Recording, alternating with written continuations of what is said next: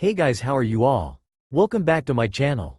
Today we will see what if neglected Naruto adopted by Mei. If you enjoy, then please like, share and do comments. Pain. It was hot and searing, burning into him and almost bringing tears to his eyes. No, it was not physical or mental. It was emotional pain. Pain from the rejection and shame he felt currently. His own sensei, someone who he considered family, had refused to help him for the Chunin exam finals, pointing out all of his flaws and mistakes. You have absolutely no talent as a ninja. Blunt, but calm as always, Kakashi began. Your chakra control is worse than that of a fresh into the academy student. You always rush into battle without thinking. You keep stuffing yourself with ramen and then proclaim how you are going to be a Hokage one day. Kakashi then looked him in the eye and said, "You are a lost cause, Naruto. I am going to train Sasuke. He has more potential as a ninja than you ever will." Besides, his opponent is dangerous. That sand kid had crushed Lee. Naruto was confused, but angry. Didn't his sensei remember what Neji did to Hinata? He needed training too. Naruto voiced his opinion on the matter. There is no point in training you. Why? Why wouldn't you want to train your own student? What about all of that bull you spewed about teamwork? Naruto, at this point, was yelling at his so-called sensei, whose lone eye narrowed into frown. Don't use that tone with me. And we are in front of a hospital, be quiet. Kakashi calmed his expression, before he spoke again, this time with a neutral voice, just go practice your chakra control. With that, he just turned around and walked away, leaving Naruto staring at the ground, in front of the hospital. He glared at a small pebble, as if it was the cause of all his problems, and kicked it away. That's what he always says. He thought before walking away to the training fields to think of possible senseis. Some villagers, who had been passing by, had stopped as they had heard Naruto shouting at his sensei. Most of them had glared at him and started murmuring things like, "Does that little demon have no respect for his superiors? I wonder why the council haven't done anything about him." Others simply glared at him, before going back to their most going to the markets, bars or casinos, to spend and possibly win some money, except for three. But they weren't just villagers, they were shinobi. They hadn't stopped to hear the talk between student and teacher, but they managed to catch the end of it. Two of the three were men, both with blue hair. One with short, messy, light blue hair. He was wearing glasses, attached to earmuffs or headphones, along with light gray camo pants and a stripped blue, long-sleeved shirt. His Hite-8 was used more like a chest plate than anything else. He looked to be about 16 and rather shy. The other was a middle-aged man with blue hair which is styled in a moused-up manner. His left eye was blue and his right eye was covered by an eye patch. He wore a talisman in each ear with the kanji for a humble form of to hear written on them twice on each side. He wore a dark green, sort of a battle kimono with gray sandals. Third member of the group turned a lot of heads within the male population. She was relatively tall, her body a perfect hourglass with all of the right curves. She also sported what many men would call huge knockers. She wears a long-sleeved, dark blue dress that falls just below the knees. It seems to be closed at the front with a zip, and is kept open on the front right side from the waist down. The dress only covers up to the upper part of her arms and the underside of her breasts. Underneath, she wears a mesh armor that covers slightly more of her upper body than her dress. She also wears skirt in the same color as her dress and, underneath those, mesh leggings reaching down over her knees. Around her waist, she had a belt with a pouch attached to the back on the left, along with high-heeled sandals and shin guards reaching up over her knees. Dark blue polish on her fingers and toes, and is usually shown with dark blue lipstick. Easy to tell that her favorite color was blue. She had ankle-length, auburn hair styled into a herringbone pattern at the back, a top knot tied with a dark blue band, and with 4 bangs at the front. 2 bangs were short, with one covering her right eye, and 2 were long, crossing each other on her bust, just below her chin. Her hair covering her eye was giving her an air of mystery, elegance and grace, but overall, to anyone who walked by her, she would have an air of authority. She lingered for a moment, as she looked at the blonde boy disappearing into the crowd. Occasional glares shot at his back by the villagers. Why are they looking at him like that? I am starting to lose confidence in this village. She was pulled out of her musings by the voice of the middle-aged man on her right. "Mizukage-sama, is everything alright?" "Yeah, everything's fine." Her eyes, that were rarely serious just a second ago, had returned their usual cheerfulness. Let's just go to Hokage Dono's office and get this over with. The trio continued walking down the street, an occasional, lustful glance or wolf whistle thrown at her, perverts. She thought, with an all-too-sweet smile, that silenced the quickly. The Mizukage threw one last glance, behind her, looking for the blonde boy, but he was already gone in the crowd. She pulled back the sleeve of her dress to reveal a small tattoo, with the kanji for dragonfly, and applied chakra to it. Poof! A dragonfly appeared on the palm of her hand. It was sort of large, you could say, for a dragonfly. Probably twice the size of your average individual. Its body was a mix of light and dark blues, plus a bit of light green here and there, mostly on its eyes. It looked at her for a moment, then lowered its head in a form of a bow. "How may I be of service, mistress?" it said in a soft, feminine voice. "Nazu, how many times do I have to ask you not to treat me so formally and call me Mei?" The Mizukage, now Mei, said. "I apologize, Mei-sama." Mei just sighed at that. "Anyway, I need you to look for someone and observe them for the rest of the day." At Nazu's light nod she continued, "Search for a rather short kid, with blonde hair, blue eyes and, I think, whisker marks on his cheeks." She listed off with a thoughtful expression, "He was kind of cute." Mei thought with a light smirk. She saw that Nazu had flown off and put her hand back to her side. She withdrew herself to her thoughts as she barely paid attention to the conversation her bodyguards were having, catching parts of sentences and words, as they made their way to the Hokage Tower. "Honestly, Chojuro, so pessimistic and unconfident. Getting old. I'm finding it easy to think. Never get married. Getting old. Never get married." Mei's eyes darkened as she turned to her bodyguard. "Ow." She began with a sickly sweet smile, "Shut up. Or I will kill you." What did I do?" Ow questioned, but she continued walking, as if nothing ever happened. Hokage Tower. Sarutobi's office. Sarutobi sat at his desk filing away missions, reading reports, signing papers and placing them in a neat pile. That neat and finished pile was growing much slower than the pile of unfinished and unread papers. That word, papers, was starting to become a taboo amongst Kage. "I am getting too damn old for this." Yes, even he, the god of shinobi, the professor, had not managed to figure out a way to defeat a Kage's worst nightmare. Paperwork. The council was being extra annoying and pushy about small and stupid things. Especially the civilians. Sarutobi didn't want to discriminate anyone, but that Banshee Haruno. She gives him the biggest, most painful and long migraine. He felt sorry for whoever had married her. There was a small beeping sound coming from the intercom. He pressed a small, black button and the voice of the receptionist rang through. "Hokage-sama, Mizukage-sama and her bodyguards are here. They wish to have a meeting with you." The Mizukage, Holly. After the Civil War, I hope she is still not angry about that time when I refused to help the rebellion.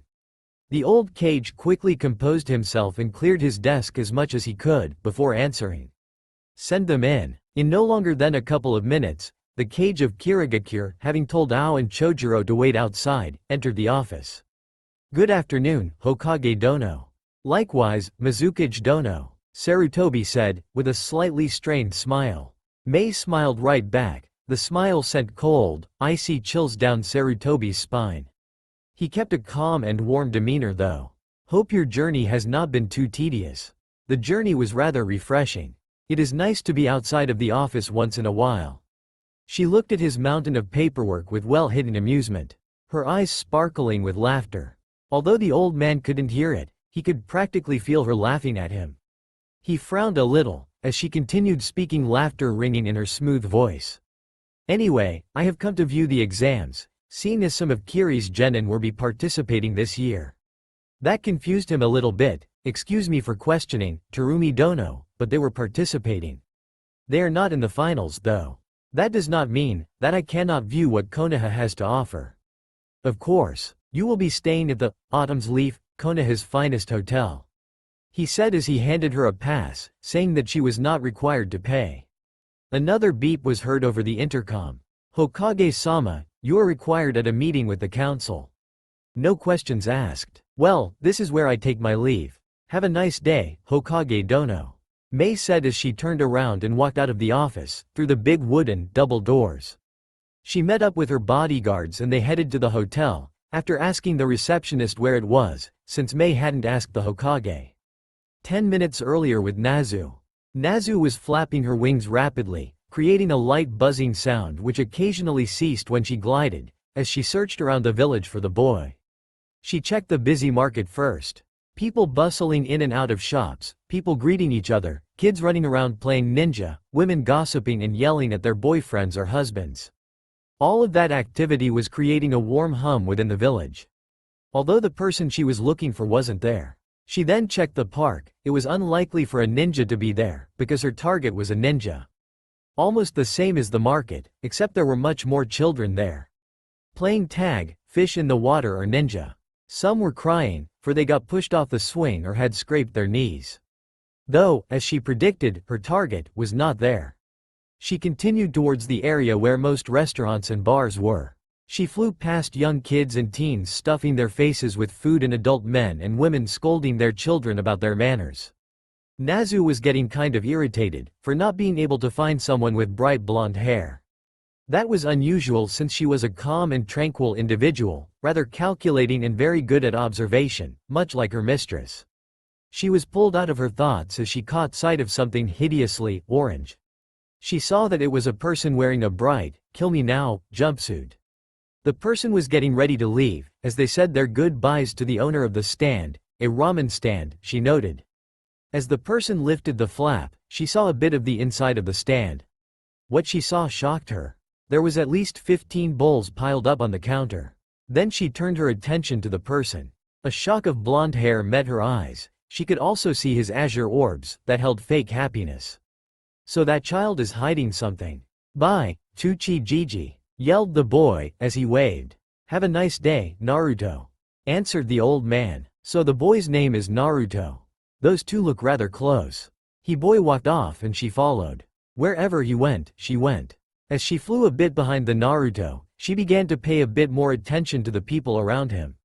They threw him hateful glares, as if the boy has done the wrong. Though Naruto ignored them and continued to walk down the street with a fake smile on his face. She could hear people whispering among themselves and calling him hateful names to accompany their glares.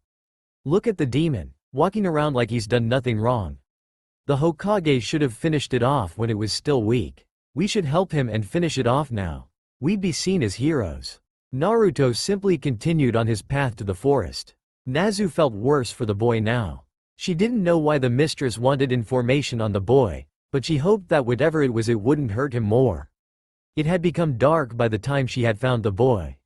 The stars had begun to shine brightly and the moon was reflecting sunlight to the surface of the earth for all it was worth. People had started heading home to their families after a day of hard work. Some single men and women headed towards bars and clubs. Young couples had gone on walks around the park in the romantic light of the moon. Naruto had stopped walking through the forest when he reached a small clearing. It had tall grass and some flowers here and there. A small stream ran through the forest, west from the clearing.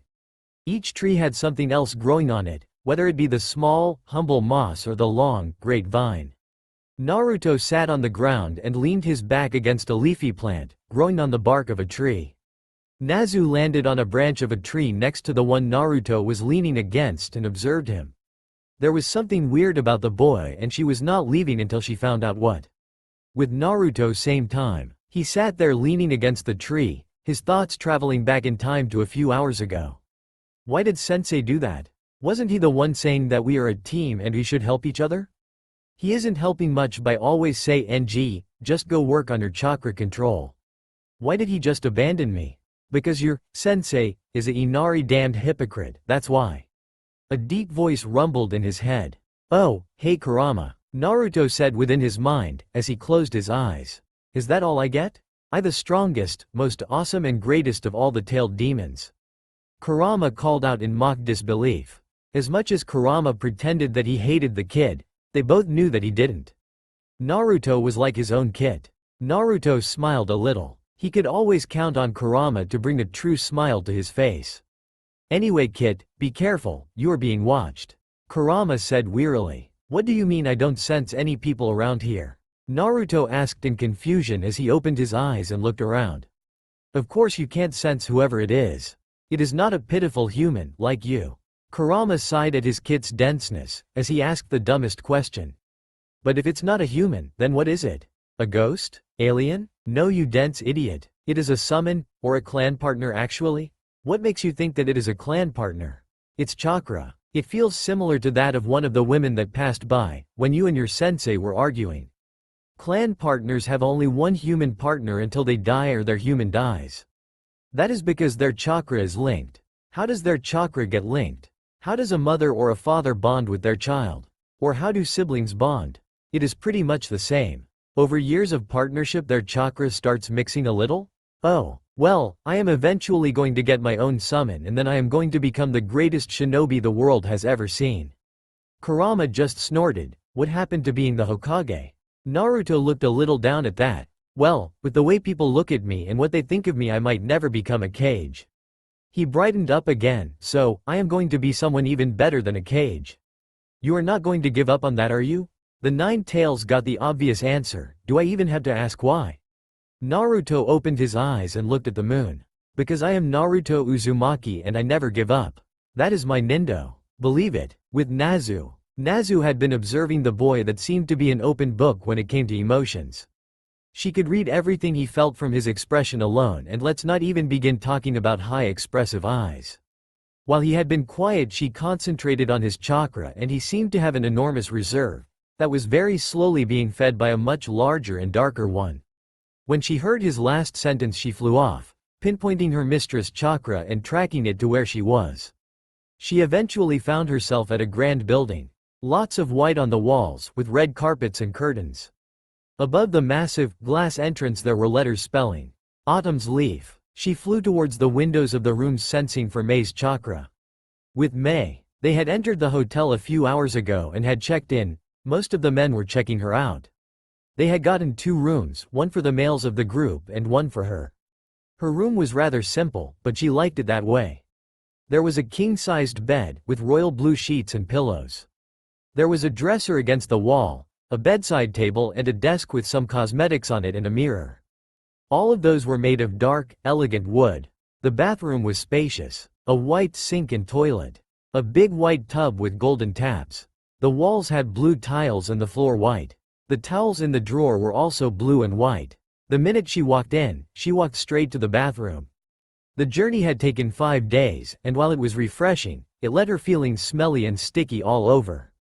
A normal bath, where she would just relax, would normally take her about 30 minutes. Though this time she had to wash her hair too, and that added another 30 minutes to her usual time. After she had done that, she called room service, ordered some sushi, ate it with gusto and went to bed. Just as she was about to fall asleep though, there was a light tap on her window. At first she passed it off as a moth, but the tapping continued. She got up of the bed with a grumble, if it is some little brat playing a prank on me, I will rip their head off. She stomped over to the window and spread open the curtains. It was Nazu. Mei quickly opened the window and closed it after her summon flew in.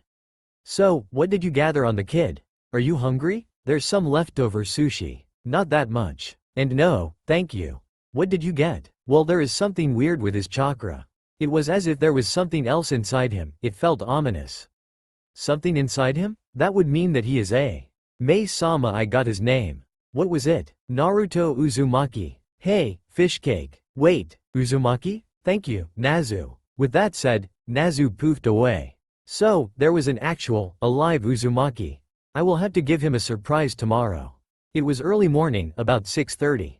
The sun had risen barely half an hour ago. Light summer breeze was gently caressing the leaves of the trees. The cheerful chirping of sparrows and gentle flapping of wings of the green hummingbird was adding music of the forest. Ferns and flowers gently uncurled from their nightly accommodations. All of that serenity did nothing to soothe Naruto's aching back. He had fallen asleep against the trunk of the tree, where he spoke with Kurame the night before. He swore silently as the sun stabbed at his eyes. Who turned up the sun? He got up and stretched for a few minutes, but that didn't help much with his back. A few pops here and there did no sh*t. So, with an aching back and an empty stomach our hero headed out for breakfast.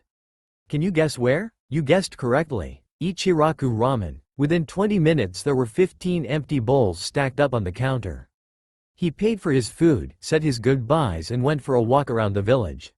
He went around the market first. People were just coming out to open their shops and they were too sleepy to even notice the demon passing by. He went where his feet took him, he didn't even know where he was at one point. Eventually he found himself at the hot springs. Women usually went earlier in the day, hoping outsmart pervs and get a fresh start for the day. They couldn't outsmart one pervert though. What, with him surviving the Second and Third War, he learned some things on the battlefield and in everyday life. That was the self-proclaimed, super pervert Gamma Sennin, and known for surviving more of Tsunade the Slug Sennin's punches than anyone else in history. His name was, pause for effect, Jiraiya. That was the person Naruto stumbled upon as he made his way across the footpath. He was standing on a large scratch that huge toad and was looking through peephole while scribbling on a notepad he held in his hand. How does he do that without even looking?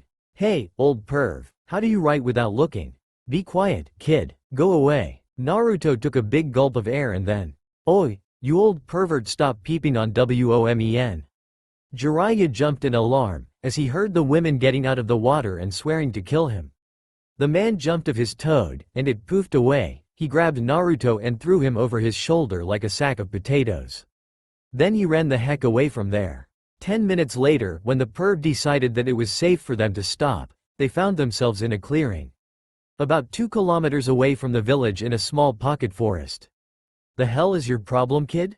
He asked, out of breath. You were ignoring me. You were interrupting my research. Peeved. You call that research? If any of those girls were ninja, you would be dead.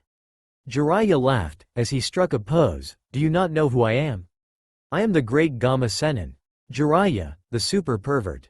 So, pervy sage? The white-haired man face planted. No respect in the newest generation. He took a good look at the boy. His eyes suddenly lit up in recognition. So this is my godson. Strange little fellow. Well, I thought you would like me to train you, but I think I've changed my mind. The toad sage said as he turned around. Naruto's eyes widened dramatically. What? No, please train me. He had gotten on his knees and done the puppy dog face. That doesn't work on me, kid. You'll have to try harder. The sage's eyes were closed as he said that. Naruto's face scrunched up as he looked at the ground. It had rained 2 days ago and the ground was still wet and muddy. He leaned down quietly and scooped up a handful of mud. Jiraiya waited for the kid to say something, but he heard nothing. He popped one eye open to look at Naruto, but was met with a large blob of brown that impacted with his face. Damn, brat, how did I not notice you do that? Well, you know what they say. When life gives you lemons, you make apple juice, then you sit back and watch the other people wonder how you did it. Jiraiya didn't really know what to say. Okay. I'll train you, Yata, but not today. But why? Because I have a meeting with the Hokage. See ya. Hey, wait, you better be here tomorrow. He sighed. All that perv was going to teach him was probably going to be how to peep without getting caught. He headed to the library. Naruto walked slowly, so by the time he got there it was about 8:30. He walked inside the grand building, ignoring the dirty look the librarian threw him. He walked towards the ninja section. That was where all the history and jutsus involving the shinobi life were. He looked through the books in the jutsu section and settled on an affinities book. He sat at one of the big tables located at the center of the library and began reading. Affinities. An affinity is the type of chakra that a person is born with. Some affinities are passed in genetics, like in some clans. Although some people are born with affinities completely different from those of their parents and siblings. There are 5 basic elements that most people are born with. They are Fuutin or wind, Suitin or water, Kaitin or fire, Doten or earth, and Raiten or lightning. Most people are born with 1 or 2 affinities. Mostly 1 or 2 of the basic elements. Although, there are sub-elements that people are rarely born with. A sub-element without having to combine 2 other elements is natural. The most well-known natural one is that of the Sandaime case iron. There are clans though, in which people can combine 2 elements through a bloodline. Clans with such a bloodline is the now extinct Yuki clan, which could combine wind and water to make ice, and the clans. Those 2 clans were sister clans. The paragraph cut off from there. Naruto flipped the page in hopes of getting some more information on those clans, as he had now gotten curious. The book cut off from there and the rest of it was about the affinities most commonly found in Konoha clans. The hell? It just cuts off. He flipped a few more pages and saw a subtitle that caught his interest. How to find out what your affinity is. He kept on reading. But I don't have any chakra paper. He thought sadly. Hey, Kurama, do you know what my affinity is? The Kyuubi stretched and yawned, as he had been sleeping. Kit, some things you just have to find out by yourself. With that, he went back to sleep. I can always count on you to help me. Sighed Naruto quietly. He got up and put the book back where it belonged. He walked out of the library and headed for the training grounds, deep in thought. What could my affinity be? I heard that wind is very rare in Fire Country. It'd be so awesome if I had it. Or lightning. Tora, you demon cat. Watch out cuz a mom zap you're $1. He chuckled at the image of a charred, smoking cat. Or water. I have to think of how many people I can cover in paint with only one jutsu. By now he was leaning against one of the training posts in Training Ground 7. Spring was just coming to a close and summer was starting to heat up the earth. He sat on the shady part of the post as he thought about the affinity or affinities he might have. The sound of water splashing caught his attention. But the stream was right in front of him and the sound was behind him. He turned around, ready to take on anyone who attacked him. What he saw had him gaping like a fish. In front of him was the epitome of grace, elegance and innocence. The woman's lone eye, with the other being hidden by her beautiful russet auburn hair, had a mysterious and seductive glint to it. Her eye itself was gorgeous, amazing, bright emerald green with dark emerald around the edge of her iris. The woman looked at Naruto's expression and smirked, making her look all the more seductive and why. Men are all the same, it doesn't matter if you are from a different country or even a different planet. Hey, kid, aren't you supposed to be training for the exam? She called out to him, snapping him out of his thoughts. He looked at her sadly, the look caused her to frown a little. I have no one to train me until tomorrow. Her frown deepened. She walked up closer to him. Isn't your sensei training you? He is too busy training my other teammate. She got rather angry at that, but she hid it well. Better not to scare him off before even giving him his gift. Let's not talk about your team, okay? She smiled at him and he looked grateful. I have something to give you. Why would you want to give me something? I don't even know you? She chuckled at his antics. He had shouted the last part out and had pointed a finger at her. What would you like to know then? She said as she sat on the soft grass in front of him and he copied her. Well, you know the usual things, like name, age, likes, dislikes, dreams. He trailed off and she laughed at him. Okay, so my name is Mei Terumi. I am 24 years old and I am from Kiri. I like sushi and dragonflies and blue. I dislike hypocrites, people who think women are weak and cooking. She said slowly and he snorted at the last one, but sweated bullets as she glared at him. My dream is to find a good husband and have a family. Mei looked at Naruto with a look that said, now it's your turn, and glared a little when he just sat there staring at her. Oh, sorry. My name is Naruto Uzumaki. I am 13 years old. I like ramen, training and gardening. I dislike the 3 minutes it takes for ramen to cook, people who judge before they know you and Sasuke Teme. He growled out the name. My dream is to become the greatest shinobi the world has ever seen. What Mei said next though surprised him. I have something that might help you with your dream, she said as she swiftly pulled out a small scroll from the pouch hanging on her belt. It was quite simple, with red lining on the edges and an orange whorl in the middle.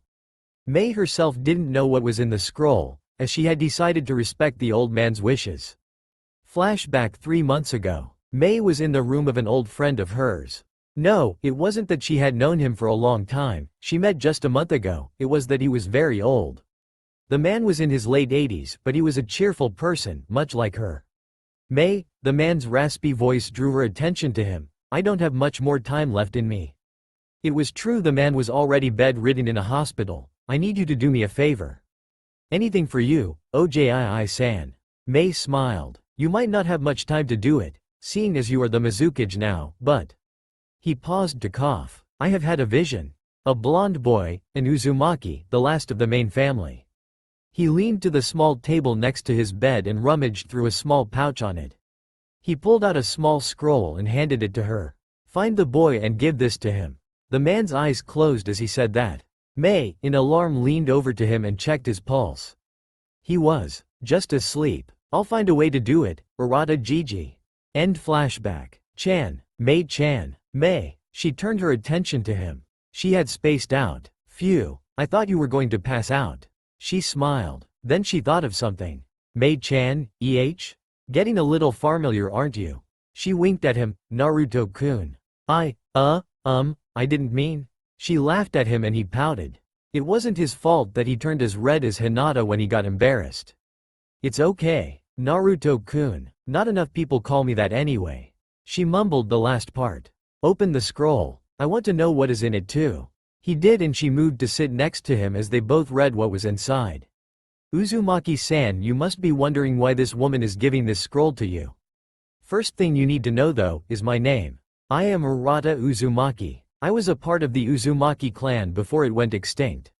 I asked this woman to give the scroll to you, because she is the only person who can explain your bloodline to you. She is a part of what used to be your sister clan, the Terumi clan. Their bloodline is similar to yours with base differences. She will explain it to you. Underneath the text there was a small seal. Naruto questioned her about it and she answered with as much knowledge as she could. It is an event seal. That means that a certain event must happen before we can open it.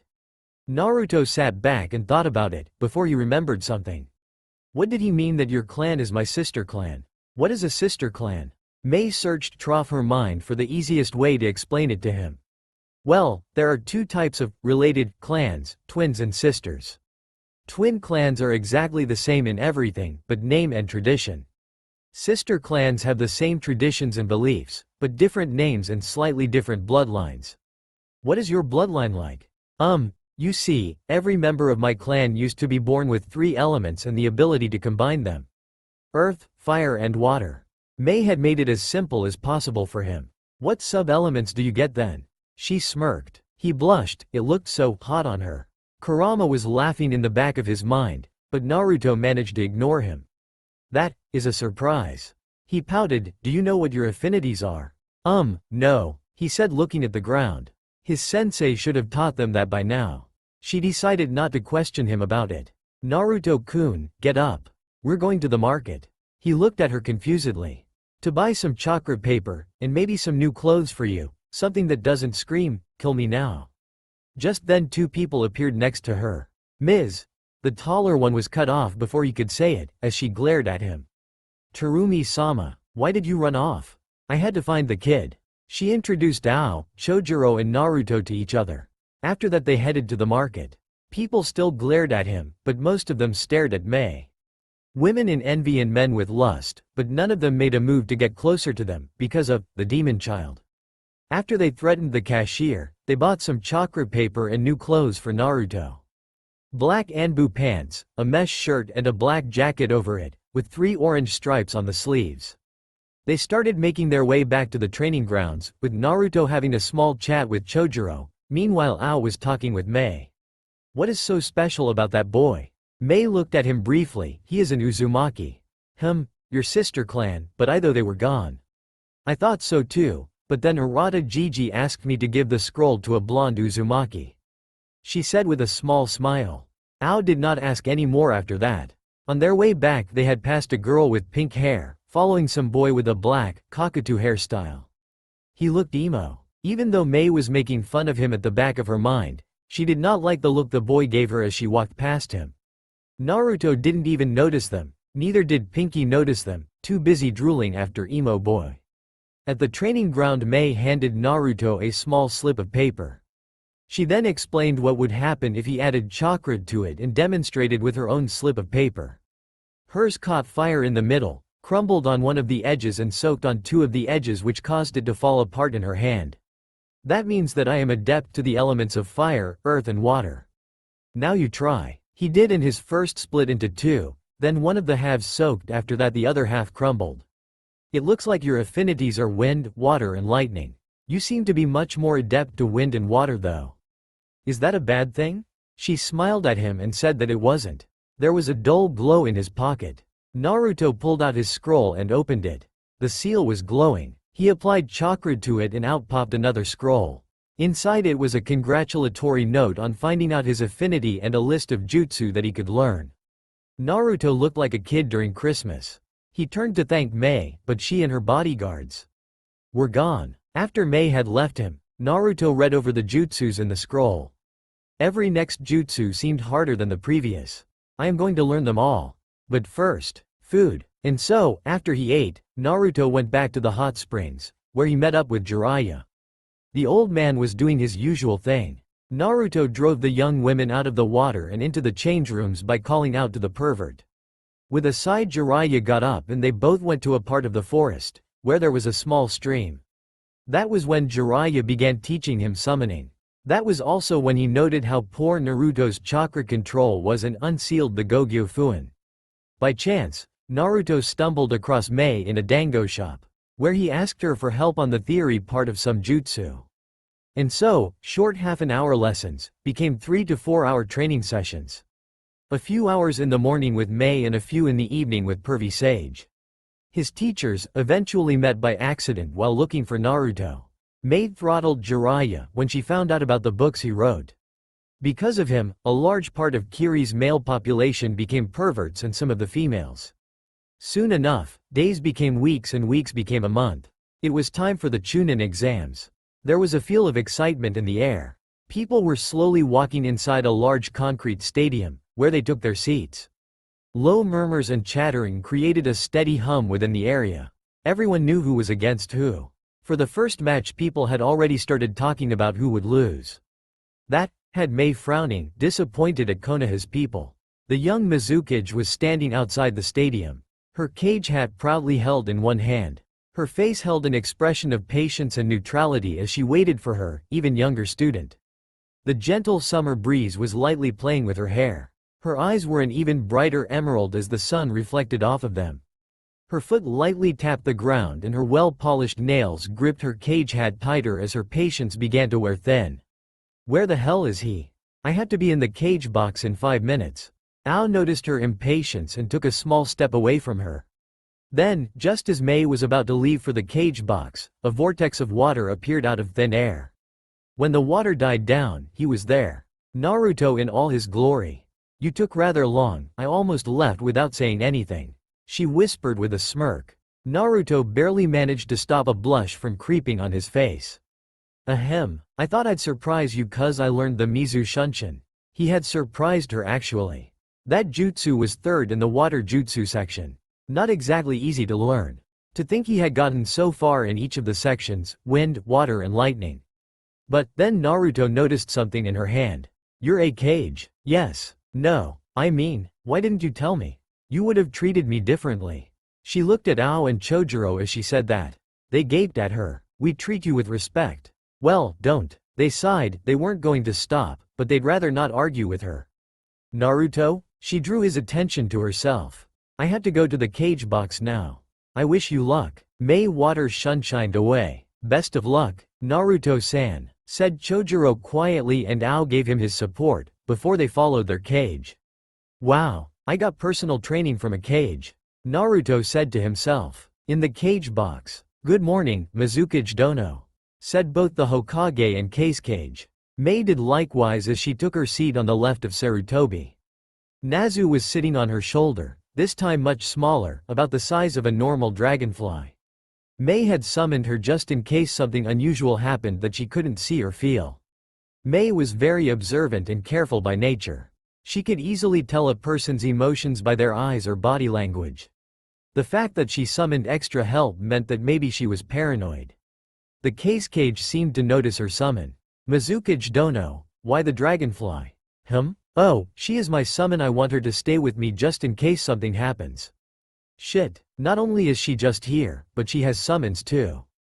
I will have to call off the invasion for a later date. The Case Cage thought, his troubled expression well hidden by his robes. At least I am still going to get the Uchiha boy. He signed his guard with one hand and continued looking at the arena. With her large eyes, Nazu seemed to have noticed that something was off. Mei-sama? I know. Sarutobi had gotten up during that time and was giving the contestants a speech for congratulations. He explained how sometimes the winner might not be promoted and the loser might get a promotion instead. He had called down the Chunin hopefuls. A sickly-looking Jonin came and took over from there. The first match will be between Naruto Uzumaki and Neji Hyuga. The second match will be Sasuke Uchiha vs Gaara of the Desert. Third match will be Kankuro of the Desert vs Shino Aburame. Fourth match between Tamari of the Desert and Shikamaru Nara. The fifth match shall be between Dosu and the winner of the first match. May the first two contestants stay down here and the rest to head towards the waiting area. Naruto and Neji faced each other as the others climbed up towards the designated spot. Mei sat up straighter in her seat in anticipation and Sarutobi noticed. "Who do you favor in this fight, Mizukage Dono?" asked the cage. Mei looked at him for a moment before answering, "The Uzumaki kid." "Begin." The proctor's voice sounded through the arena as he jumped a safe distance away. Neji smirked at Naruto. "Oh, here comes the talk. You know you were fated to lose. Fate has chosen to." Naruto yawned. Yeah, whatever. Just let's finish this quickly, so I can get this over with and do something worth my while, like eating. That got Neji fuming. "Don't disrespect me." The Hyuga rushed at him, hands at ready to block his tenketsu. Naruto nimbly jumped away and as Neji continued coming at him he swiftly dodged and moved away from his hands. At one point he saw an opening and aimed a kick at Neji's side, landing a direct hit.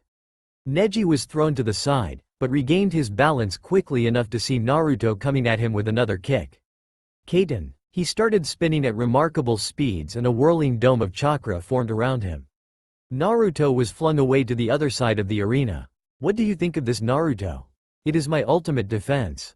You should give up now while I am giving you the opportunity." Naruto quickly got up and ran at Neji. He did a few hand seals and Neji saw him do it. He started up his ultimate defense again just as Naruto called out. "Fuuten. Daitopa." Naruto took a deep breath and charged his jutsu with much more chakra than needed, but he had lots to spare.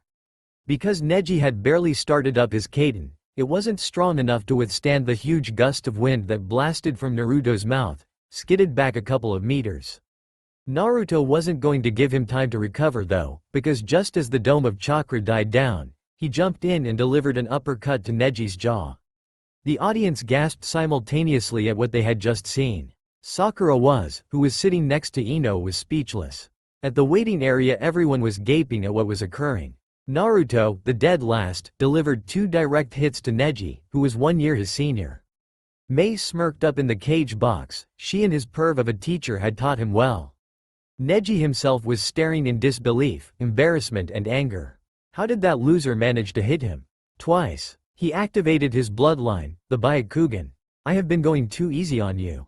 No more. You should have given up while you had the chance." He charged, aiming palm strikes to Naruto's chest and trying to block his tenketsu, but missing constantly. Naruto decided to tease him as he saw Neji getting tired. "Well, ladies and gentlemen, it looks like our Hyuga is running out of juice, while our favorite Uzumaki is still fresh and juicy."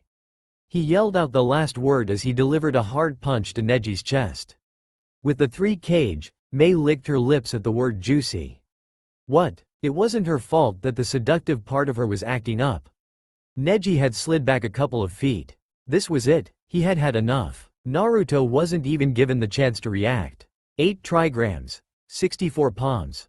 2, 4, 8, 16, 32, 64 palms. With that last strike Naruto was thrown back, on his back. Neji breathed heavily as he chuckled and smirked at Naruto while deactivating his bloodline. "You should have heeded my advice and given up," he said as he slowly and shakily walked up to Naruto's prone body. He lightly, but none too gently kicked his side. The proctor jumped down and was about to announce the winner when Neji was suddenly blasted away and into the wall of the arena by a large blob of water. Naruto walked up to the proctor from behind a tree, with only a few scratches, unlike the beaten up Naruto on the ground, which poofed away. "How did you do it? When did you switch? I should have seen you," Neji said as he laid on the ground. "When you did your first Kaiden and threw me back. I made a clone and let it do the job for me. But I should have seen you when I activated my Byakugan. You see, that is the thing. When my clone moved, I moved too, so that in your line of vision there was only one chakra source, while I was exactly behind it." Naruto had walked up to Neji and was crouching beside him. He held out his hand. Neji looked at his hand, then at him, and slowly lifted his, as they formed a handshake and, with that, friendship. You were a worthy opponent, Neji said as he let consciousness slip away from him. The proctor walked up to them and called a medic team to take Neji away. He lifted Naruto's hand and called out, "Winner of the first match is Naruto Uzumaki." All was quiet. A small group of people started clapping. Those first few brave people were all it took for everyone in the stadium to break out in thunderous applause and whistles. Mei, Sarutobi were clapping and smiling, while the cage was just clapping, barely. Why? Because he was thinking, we should invade after the Mizukage has left. Could the participants of the second match please come down to the arena? That was the Uchiha's battle. Gaara efficiently shunshined down with his sand. Sasuke appeared to be missing. Kakashi's lateness is becoming contagious, mumbled the proctor as he swiftly jumped inside the cage box and stood next to Sarutobi. What should we do, Hokage-sama? If I don't let the Uchiha participate, the council will have my head. Give Sasuke 5 minutes. If he is not here within that time, he is disqualified.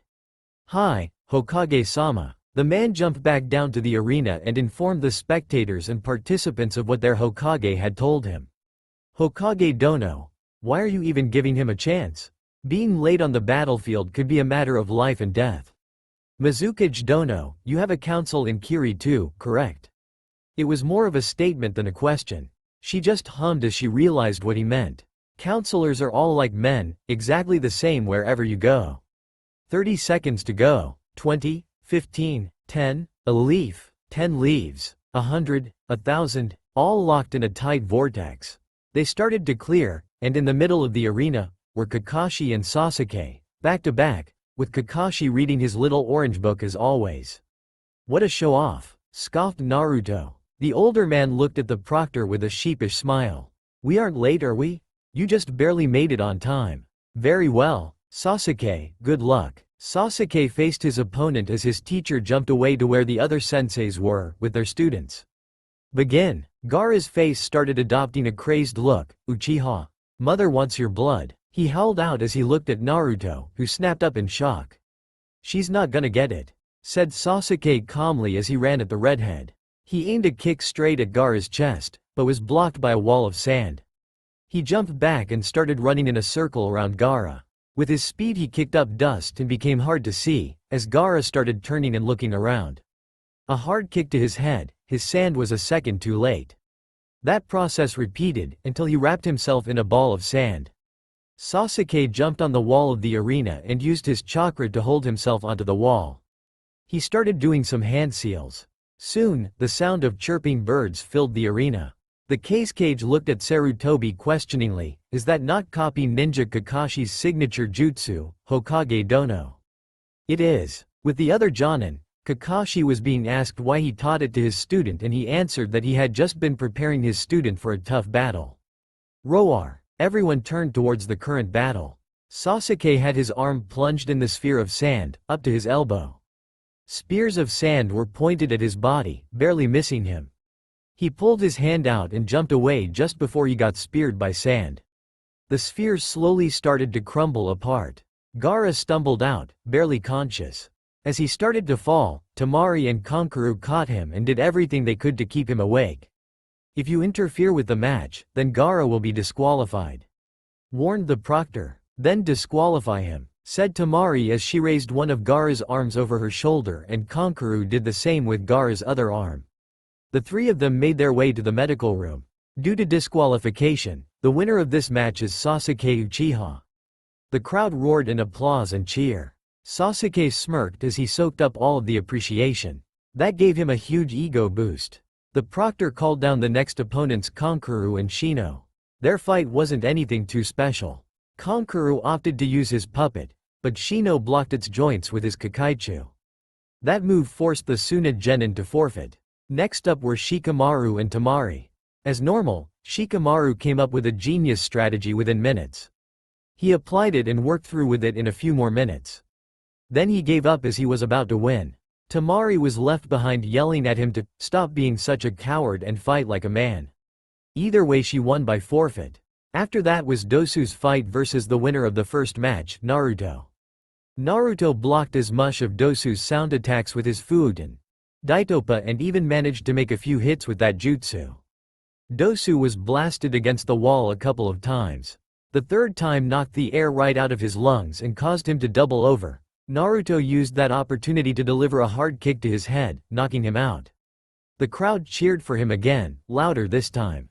He smiled and waved to Mei. She waved back and winked, causing him to blush a little as he made his way to stand so that he was facing the cage box along with the other contestants, who were called down by the proctor. The three cage also made their way down to stand in front of them. Sarutobi held up a hand to silence the crowd. Citizens of Konoha and visitors of other villages, these Chunin exams we have more promoted genin than we have in the past two exams that were held in Konoha. They were all promoted for their display of strength, ability to observe and strategize. He looked warmly at the row of genin. They situated in order of their match, well the ones that could come. Sasuke, Kankuro, Shino, Shikamaru, Temari and Naruto. Sasuke, began Sarutobi as he turned towards the boy. You're being promoted for your impressive display of strength and ability asses and exploit an enemy's weaknesses in their defense.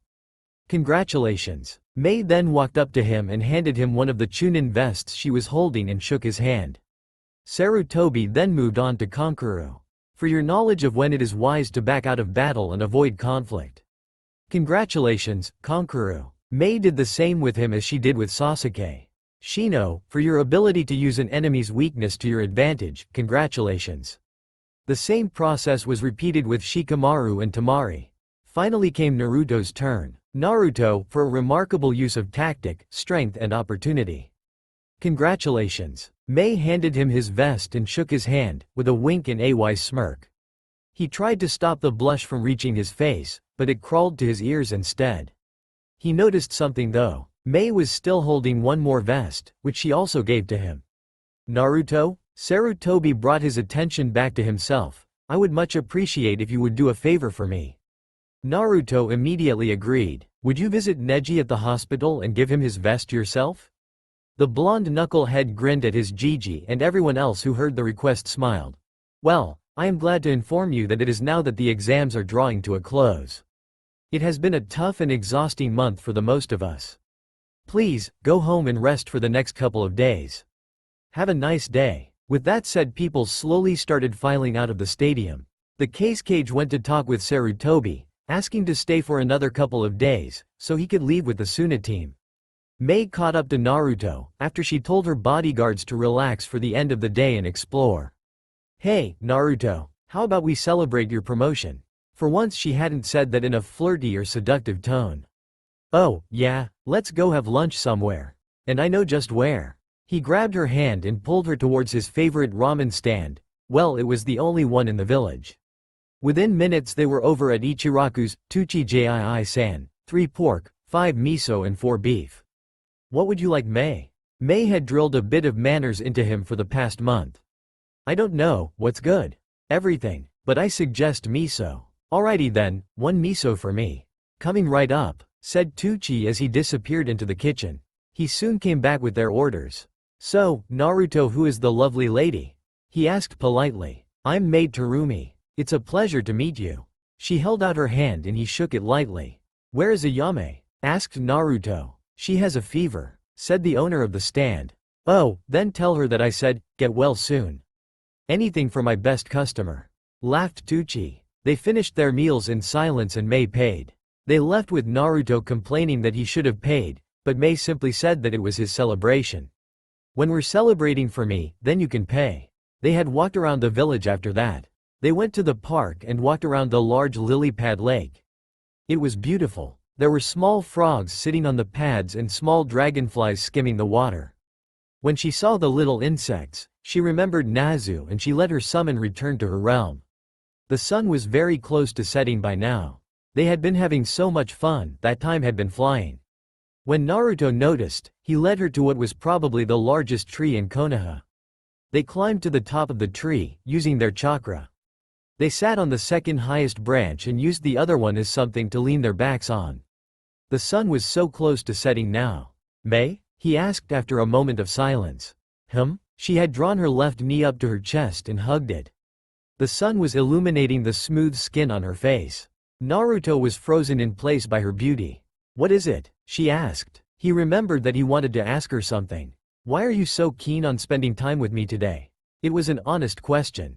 The only extra time they had spent away from training was probably a small chat after training and today before the finals. "I have to leave tomorrow." She looked at him, her emerald eye glowing. The only thing he could say was a strained, "Why?" May moved her gaze to the slowly setting sun, light breeze caressing her soft hair. "I cannot stay away from my village for too long. I am the cage and my people need me." Naruto decided not to question anymore about that. They just sat together staring at the disappearing sun. Splashes of orange, pink and purple bathing the village, as a form of goodbye. Nothing could go wrong. Somewhere. We begin 5 hours into the Mizukage's departure. Hi. May slowly cracked open her eyes. The bright morning sun made it painful. She just wanted to close them again and sleep on her comfy, black pillow. Wait, black, wasn't it blue? She snapped her eyes open. She was still in the tree. May sat up from her leaning position, on Naruto's head. They must have fallen asleep while watching the sunset. How romantic, I guess. It was the best sleep she's gotten in years actually. Naruto had gotten quite muscular during their training sessions. She had also gotten him to put a bit of vegetables in his diet. Because of that she could comfortably lay her head on his without getting too stiff, though he was still about half a head shorter than her. She gently put a hand on his shoulder and shook him awake. It took her a while to wake him up. The boy slept like a rock. Judging by the sun, it was about 7-ish. They had gotten up or rather down and separated to their respective living arrangements. When May got back to her hotel room she unsealed another set of her current outfit from a storage seal. She went inside the bathroom and took a nice, hot shower. She did the usual morning routine. I again wonder, why I grew out my hair so long? As she finished her last lock of hair, she felt Ao and Chojuro still asleep in their room. She quickly jumped out the window and tried to remember where they promised to meet for breakfast. When she did she walked down the street to there. It was a small restaurant. The owner seemed to not mind Naruto, but they sat in the back so as to not change his mind. When they ordered, they tried to start up a small conversation. "So, how are you?" May began lamely. "Man, I feel awesome. I haven't slept so well in a long time." May smirked a little and leaned closer to him over the table. "Was I that comfortable?" Naruto blushed. "A lot, damn she looked fine." "No, I mean, yes, but, you know." The Mizukage just sat back and laughed lightly. "It's okay." Naruto sighed in relief, but then she continued, "I know I'm irresistible."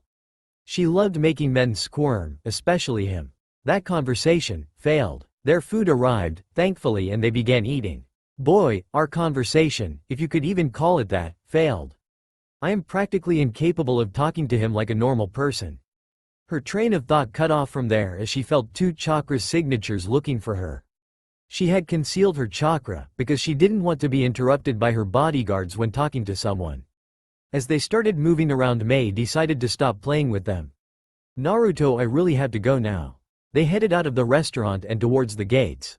She flared her chakra to signal her bodyguards of her position. "Will I ever see you again?" Naruto's hopeful question caught her off guard. How could he get so attached in the span of only 1 month? "Probably. It's a small world we live in," she said with a smile. "Besides there are other ways to communicate, like letters." She looked at him slyly, "And there are other ways." He looked at her in confusion, "Like what?" May looked at him mischievously. "An old legend says, that if you can't sleep at night, it is because you were awake in someone else's dream." A smile played on her lips. "So if I can't sleep, then I will assume that you are dreaming about me. And if we meet again I will ask you about your dream." He quickly caught onto what she was trying to do and held back a blush. "What happens if I can't sleep? Does that mean that my sensei is dreaming about me?" The confidence in his voice caused her to almost stumble. Who knew the kid could flirt? Though judging by his density he probably didn't know what he was doing. They had arrived at the gates by now. Ao and Chojuro were waiting for May. "Well, I guess this is goodbye," said Naruto quietly. May looked at him and leaned down to his height. "Hey now, goodbyes are not forever." She placed a soft kiss on his cheek and stood up to her full height. "Well guys, let's head out. And Naruto, see you later." With that they headed out on their way back to Kiri. They had taken to the trees and had been jumping non-stop for about 7 hours. It was probably mid-afternoon. Their travel had been quiet. Chojuro had been a bit jealous of Naruto for getting a kiss from Mei, and the Mizukage herself was also thinking of her little ex-student. Ao decided to stay safe and not interrupt her train of thought. They found a small clearing and decided to stay there for the night. No matter how skilled you are, the night is dangerous for everyone. They started setting up some tents and Mei unsealed a few bottles of water, while Ao went to catch some food. They had their own rations, but they'd rather use them in an emergency situation. They had still said little words except for when they discussed the watch shifts. Mei had insisted on taking a shift, so they let her go first. Then Ao would go after her and Chojuro after him. That night the stars were brighter than usual. Mei sat on a high branch looking at the night sky. "Kid, what are you doing right now?" She sighed. "I hope we get far enough from Konoha before the squads find me." Mei whispered. When the civil war ended, some of Yagura's followers ran away and became nuke nens. Mei was often a target of assassination attempts from them. In the past 6 months since she became a Kage, there's been 11 attempts of their squads to take her life. It pained her to think that she was what caused them to abandon their home. Her shift went by swiftly and she woke up Ao while she went to bed. This time when she fell asleep she had a dream. Her family and everyone precious to her were alive. They were all together on the beach, celebrating her grandfather's birthday. No, it wasn't a dream, she realized. It was a memory. They had celebrated her grandpa's birthday the day before her family was killed. The next morning she woke up with dry tear stains on her sleeping bag and her cheeks. "I haven't dreamt about my family in a long time." They ate breakfast, which was some berries that they had found after they set out. At the end of that day they stayed at a small inn. The next day was nothing special, but on the 4th day something happened. They were speeding across the branches of trees, when they all abruptly stopped. A kunai darted right by Mei's ear, cutting off a bit of her hair. They stood still as they waited for their enemy to show up. Soon enough another kunai whizzed by and lodged itself in the trunk of the tree they were standing on. An explosive tag was attached to its handle. They hastily jumped away to escape the explosion that followed. "Show yourself," called out Ao. There was a rustle from the trees surrounding them. 6 ex-Kiri ninja jumped around them, surrounding them. The three got back to back. Ao activated his Byakugan. Chojuro held Haramekure in front of himself and Mei got ready to make any hand signs needed. The ninja that appeared to be the leader looked at 2 of his subordinates and pointed at Ao. "You two take care of the Cyclops. You dispose of the kid?" He continued as he looked at his 2 other teammates. "Leave the bitch to us." All of them charged at their assigned opponents. Ao was forced into a fast and deadly dance of taijutsu and was slowly driven away from the person he was supposed to guard and his comrade. Chojuro was pulled into a sword versus 2 katanas battle and was pushed further and further from Mei and Ao. Meanwhile Mei quickly did a few handsing and murmured lava release, lava globs. Her cheeks swelled as they filled up with magma. She spat out a few globs of lava of different sizes. Her opponents easily dodged the attack, but the surrounding trees didn't. A large fire began eating away at the trees. Mei didn't give her enemies any time to stand up straight from jumping away and immediately did more hand signs before murmuring lava release, melting apparition. A large amount of molten rock shot out of her mouth, before spreading into a thin sheet above the 2 men. They couldn't escape from above so they jumped to the sides. The jutsu she used caused a large amount of smoke, that doubled by the fire rendered the men incapable of seeing. The leader's companion was clearly not as experienced as his commander, when it came to sensing his enemy. His back was turned towards Mei and he was slowly walking backwards. She snuck up to him, hiding her chakra just in case, and struck a point on the back of his neck. He crumpled to the ashen forest floor. She had briefly lost sight of the leader. She spread out her senses and felt him, a second too late. He appeared behind her in a blur of speed and sending a hard roundhouse kick to her side, knocking her away into a tree. She landed on her feet, but doubled over from the pain. Mei wasn't given time to recover from the shock of the pain as he came at her with a strong kick to her stomach, throwing her in the air. He jumped after her, but that's where he made a mistake. Even though taijutsu was not her forte, Mei was pretty good at close combat. She spun around to face her attacker and kicked him away from herself. She moved her hands rapidly through the forms of several seals and called out water release, water bullet. She converted chakra in her stomach into water and expelled it in a strong jet of water. The attack hit her opponent head-on and he crashed into the ground, barely conscious. Or so she thought. As she kneeled down to assess his condition, his eyes snapped open and he used his arms to propel himself up and deliver a hit to her stomach. The force of the hit threw her into his teammate, who was slowly getting up. The young man was pushed into the still strong flame of the forest. "Kazuki!" yelled the leader of the squad as he charged at Mei in blind rage. He wasn't thinking straight anymore. And Mei saw that. She spun around quickly and hit him in the side of his head, knocking him out on impact.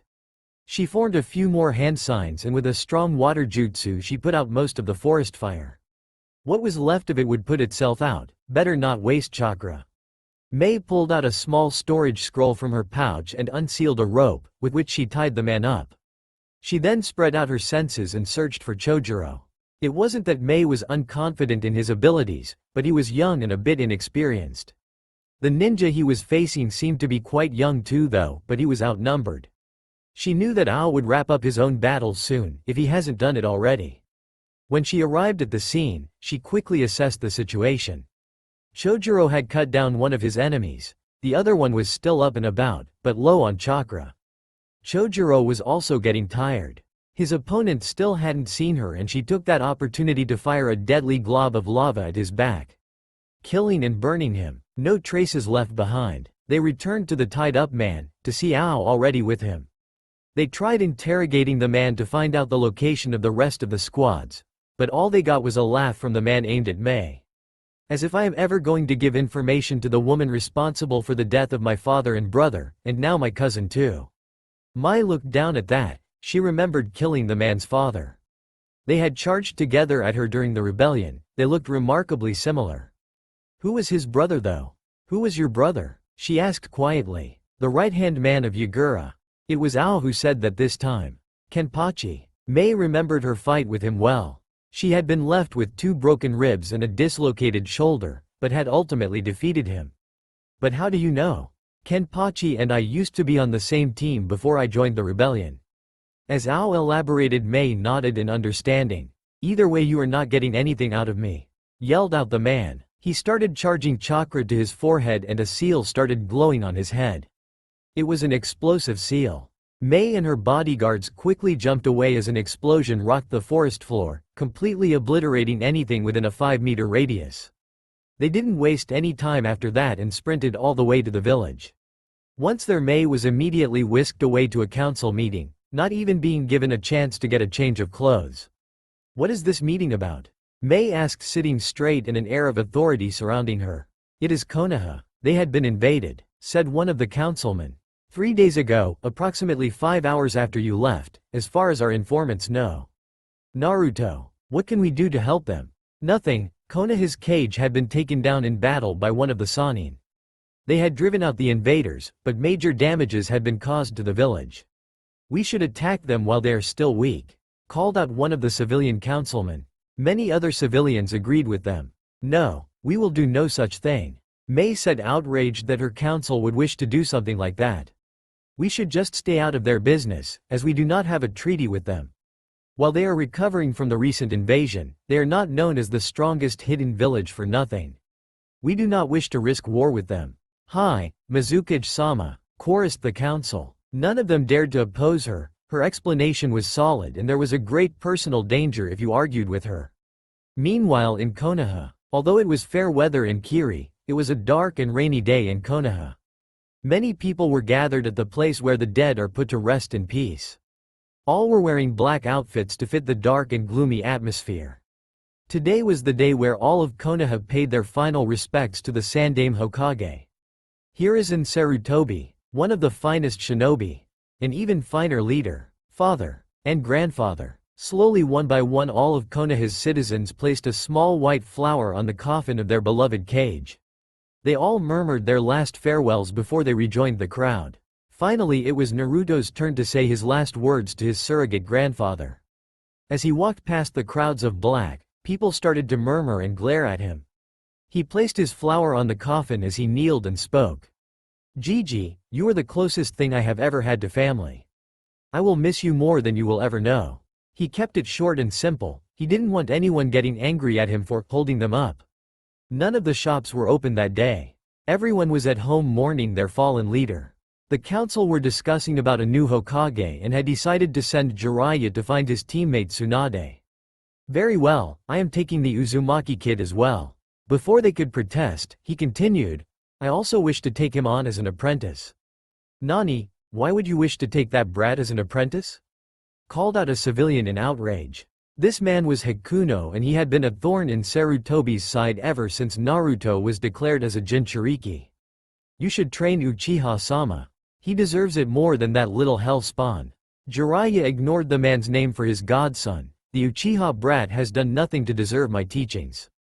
From what I have seen of him, he is just a spoiled brat with no appreciation to what is given to him. He is blinded by his thirst for revenge and he is basically the most hopeless case I have ever seen. The civilian council roared in disapproval.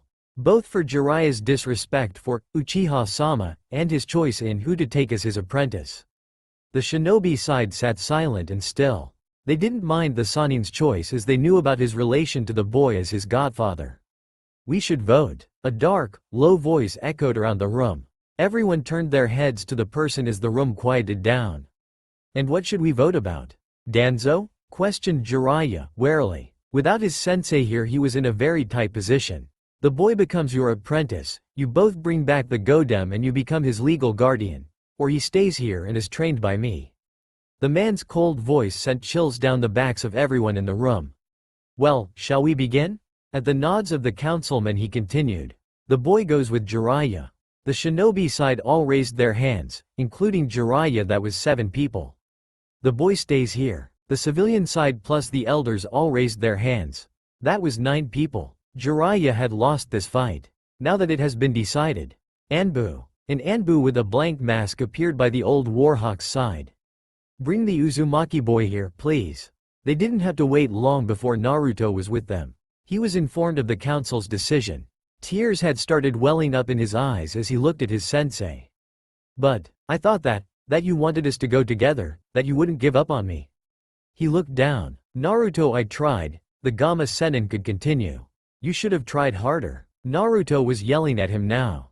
Jiraiya knew the boy was hurting and that this was angry talk, but it didn't dull the pain from the boy's next words. I thought I could believe in you too. I hate you. With those final words the young Uzumaki bolted out of the room. Jiraiya was left staring at the spot the boy had been occupying. Now then, with this out of the way we should go back to current and more important matters.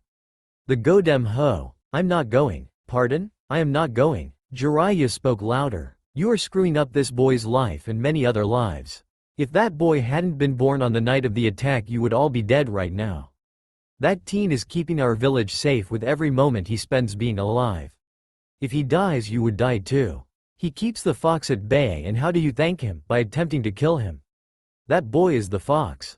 Yelled out a councilman, before he was hit with a wave of killer intent. He is not. He is your savior. Jiraiya turned around and jumped out of an open window. He began searching for his godson.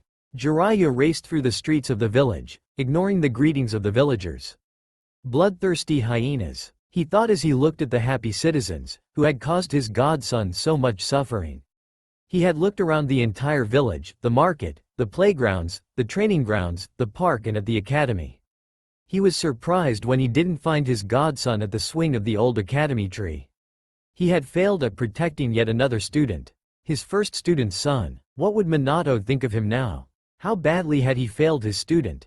The Yondaime Hokage. His surrogate son. He was a failure. A disgrace. The least he could do now was apologize and then, he would leave. Leave, to keep himself from harming anyone else. He was slowly starting to lose hope of finding the boy. After another few hours of searching he gave up and decided to wait until tomorrow. That should give him some time and space to think. Unknown to him though, he wasn't the only one looking for the young Jinchuriki. 2 men, clothed in black Anbu pants and shirts, with metal arm and shin guards and black cloaks. One of them was shorter and wore an owl mask, the other wore an elk mask. Owl turned towards Elk as they hopped over numerous rooftops. Elk, why are we searching for the Uzumaki? He had not been informed on any wise, just that they had to find the boy. Elk kept his emotionless gaze ahead of him. Orders from Danzo-sama. Find the boy and bring him back. Search and retrieve. Short and simple. They continued on their way. As they scanned each street they jumped over. Owl suddenly stopped as he landed on a roof with Elk landing next to him. He had been given his mask because of his supreme sense of sight. He looked at a blonde mop of hair. Is this him? Yes. With that they descended towards Naruto. Naruto had run out of the Hokage building the second he said his parting words to Jiraiya. He had been running speedily through the enormous village for a while and soon found himself on the other side of the village. He was now slowly walking down a quiet street with mostly empty apartment buildings. I should have thought that the council would do something like that. I refused to be trained by that old asshole. He glared at nothing in particular. What would Sensei do in a situation like this? He sighed. Then he saw the last person he wanted to see right now. Naruto. His sensei? Kakashi. Naruto looked at the man. He didn't glare or scowl, or frown. He just looked with no expression. What do you want? Kakashi was taken aback by the bluntness of the question. Show some respect, will you? Naruto just stared at his sensei indifferently. You have done nothing to deserve my respect. No one has, except for my sensei. Kakashi was confused. Who is your sensei? None of your damned business. Naruto was lucky that the street they were at was empty, otherwise there would have been a crowd forming around them. Like the last time. Naruto, I am your sensei. You have to tell me who besides me has been training you.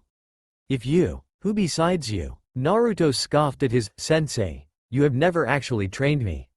The only thing you really taught me, and you didn't even put much effort into it anyway, was the tree walking technique.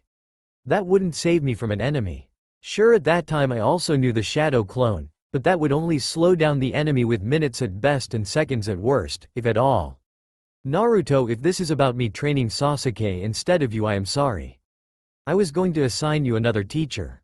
No, I understand why you trained Sasuke. He was indeed facing a more dangerous opponent. A Jinchuriki is more of a threat than a fate-obsessed Hyuga. What hurt me though was the fact that you took your time to tell me everything that I am bad at and didn't even spare a minute to tell me how to improve.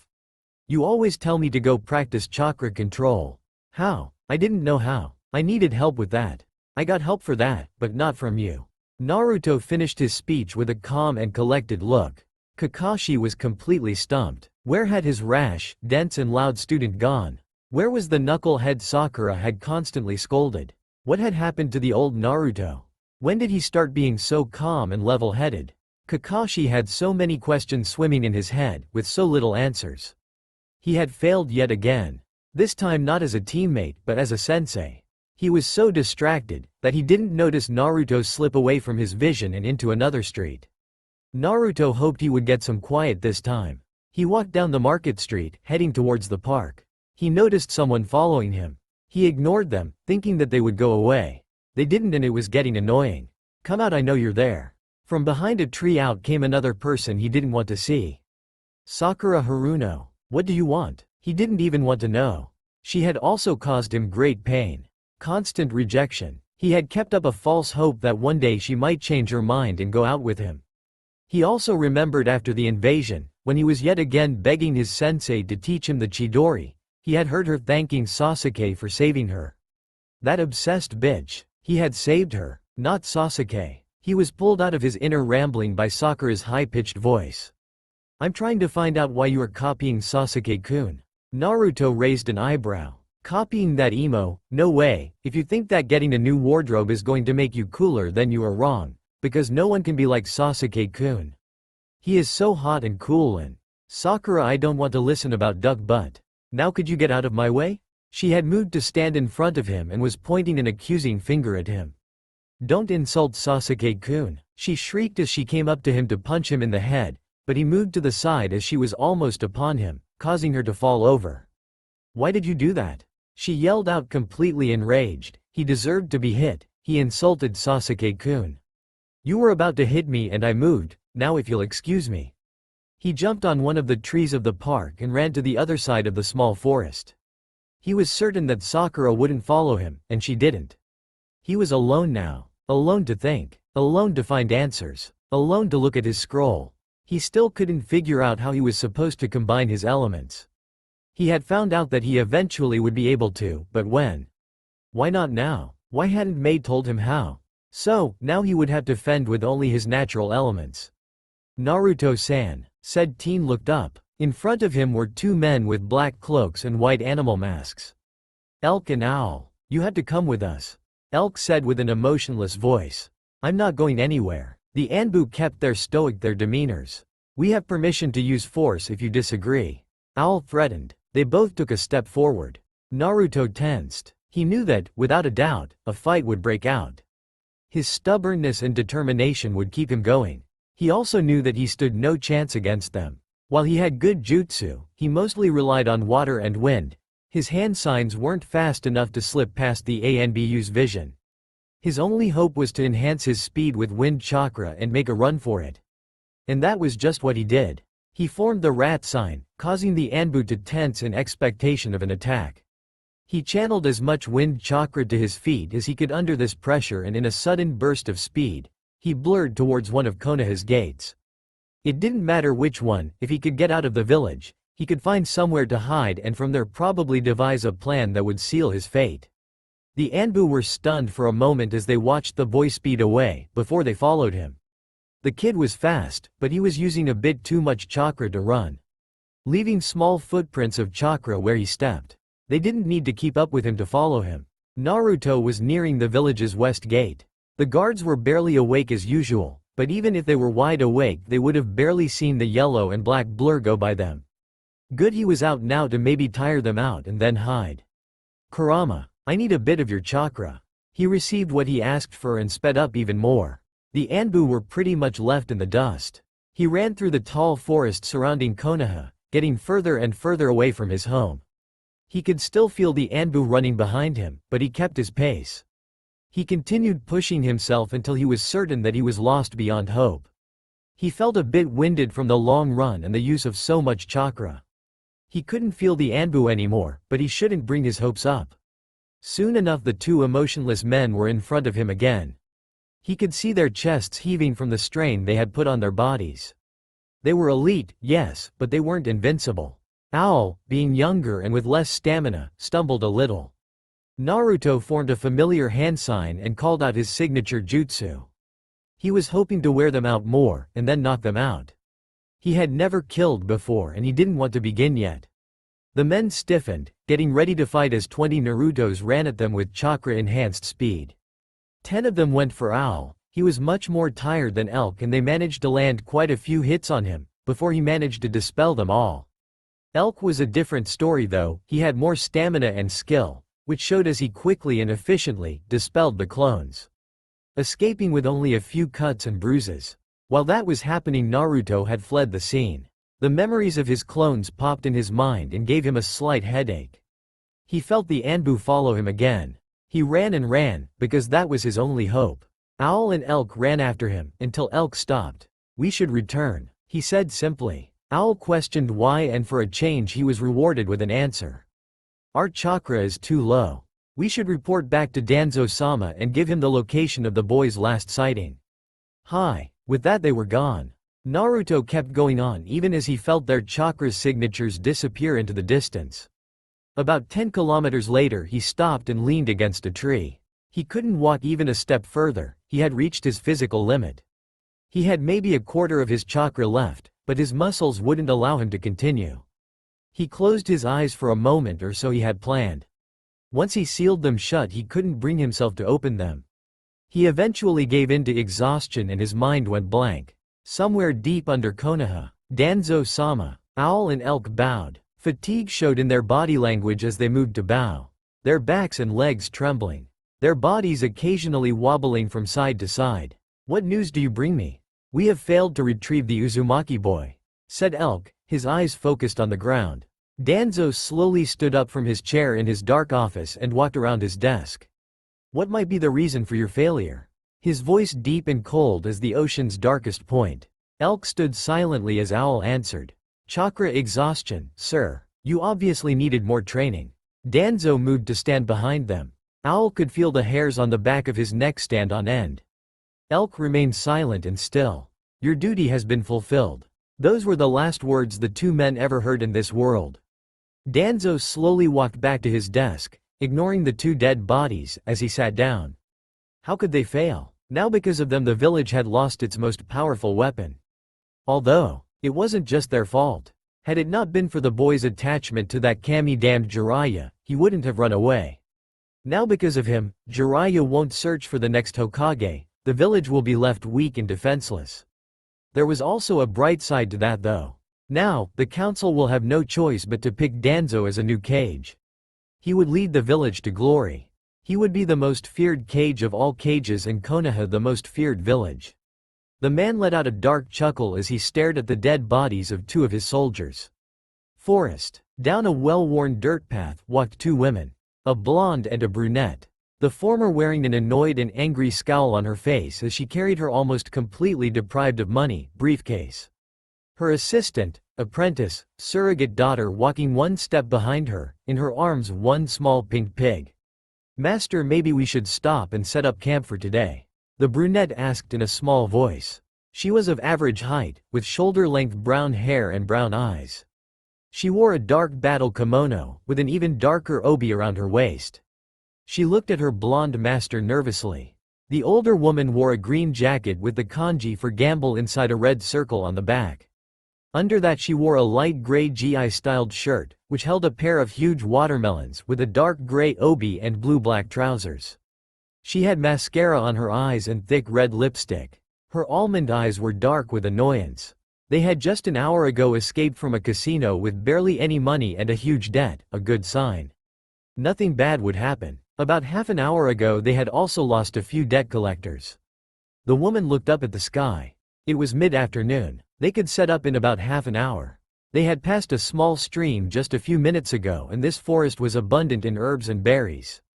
She looked at the younger woman and answered her. "That is a good suggestion, Shizune." She decided not to be as grumpy as usual. Seeing her apprentice look at her nervously while waiting for an answer had made her feel a bit guilty, for acting like an angry old man. Shizune smiled, seeing her master show her soft side every once in a while really made her heart warm. She loved the woman as if she was her own mother. Her master had taken her in when there really was no one else left for her, except for the caretakers from the orphanage. They set up and the busty blonde went to get some water from the stream and possibly catch some fish. Meanwhile Shizune went to look for some herbs and spices.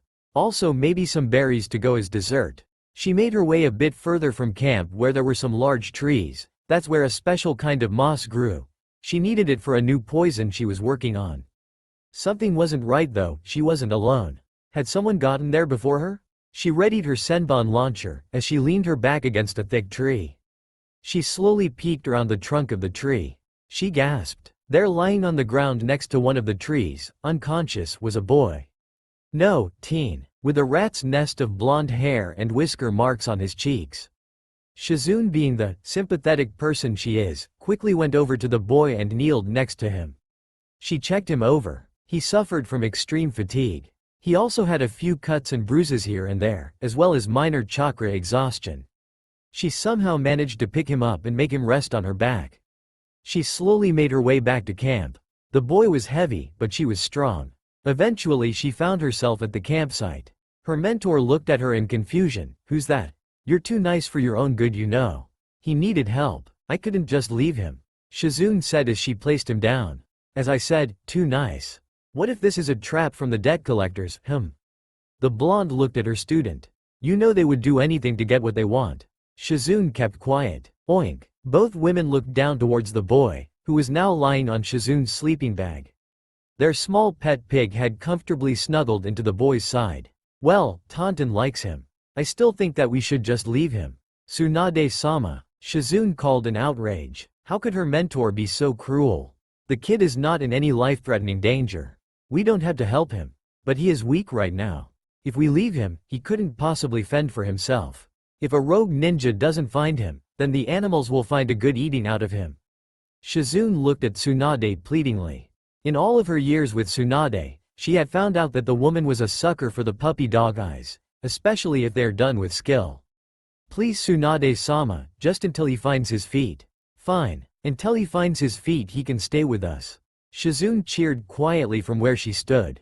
Tsunade loved seeing her surrogate daughter be so happy. And that boy, she knew very well who he was. The resemblance was too great, but he brought too many memories of the ones she had failed. She just hoped that he wouldn't grow attached, because if something happened to him, she just might finally break. It had been a week since Naruto had woken up at Tsunade and Shizune's camp, and honestly he bugged his way into Tsunade's heart.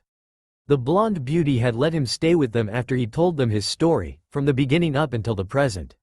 Right now they were on their way to Lightning Country. Naruto was really begging her to help him find someone to help him with his lightning techniques, because that was his weakest element. They were walking down a well-used forest path when a question popped into Naruto's mind. "Nay, Tsunade Ba-chan?" She turned her head to look at him. Do you know anything about partner summons?" Tsunade tilted her head slightly to the side and gently tapped her chin in thought.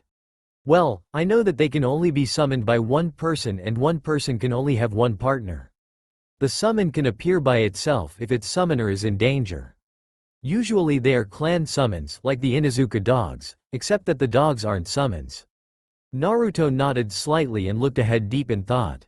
"Kurama said something about a clan summon watching me, back in Konoha. So the person wielding it could have been from a clan.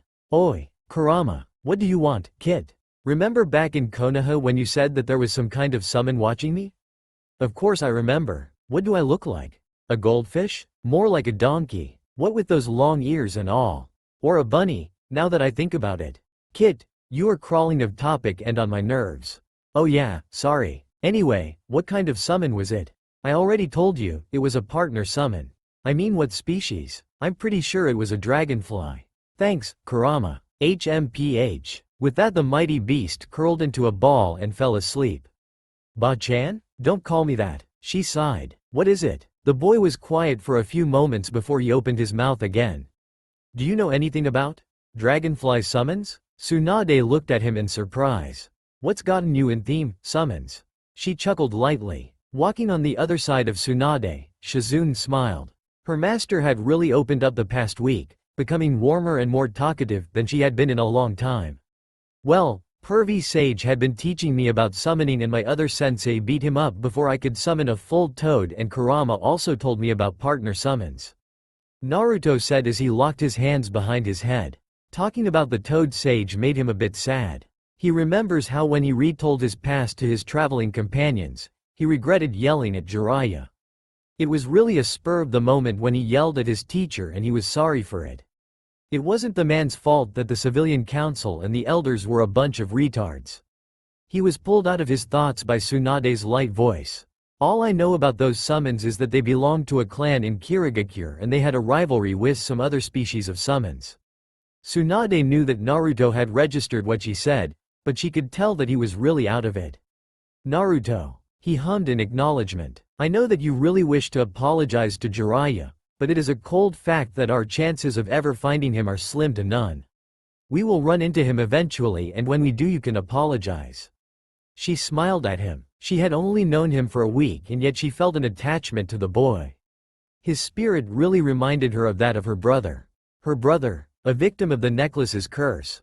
At Konoha, soon after the declaration of the new cage, Danzo, came the declaration of new laws and systems. The academy curriculum became much harder and more brutal in order for the teachers to pick out the weak links in the chain of the ninja systems.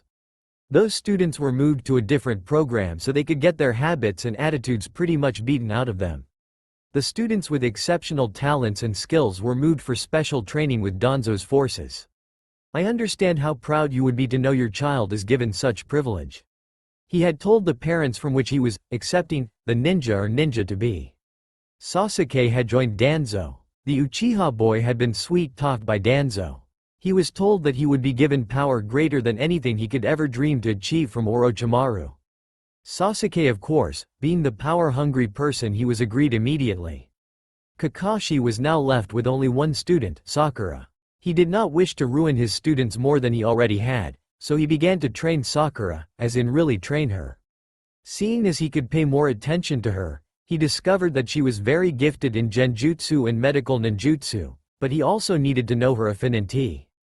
That turned out to be earth, something that he could help her with. So he worked out a schedule for her, though it took a lot of persuasion in order to get one of her senseis to agree. He had arranged for to spend her time training like this.